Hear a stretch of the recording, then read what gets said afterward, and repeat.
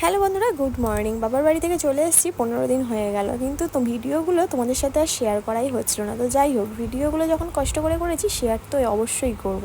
তো এই যে সকাল সকাল ঘুম থেকে উঠে মেয়েকে একটু সরিয়ে দিলাম, আর কারেন্ট চলে গিয়েছিলো বলে পাখা দিয়ে হাওয়া করছিলাম। তো গরমের চোটে মেয়ে কিন্তু উঠে পড়েছে, আর উঠে পড়ে যেই কাঁথাটাই শুয়েছিল সেই কাঁথাটাই ভাঁজ করলো। আর তারপর মা মেয়ে একটু দুজনকে একটু আদর করে নিলাম, তারপর বিছানাগুলো গুছিয়ে নিলাম। আর একটু তোমাদেরকে দেখাবো আমি যখন এখানে আসি আমার মতন করে একটু গুছিয়ে গাছিয়ে নিই। তারপর মেয়েকে বই নিয়ে পড়তে বসিয়ে চলে গেলাম ওর জন্য একটু ছাতু গুলতে। সকালবেলা ও কিন্তু এরকম ছাতু খায়। আর এই যে দেখো, ও কি সুন্দর গোল্লা করছিল। করার জন্য কিন্তু গোল্লাটা কিন্তু মাস্ট ওকে শিখতেই হবে। আর একটু একটু করে লেখা যখন মেয়ে শিখছে, সত্যি বলছি মনের ভেতরে একটা আলাদা রকমের আনন্দ হচ্ছিল।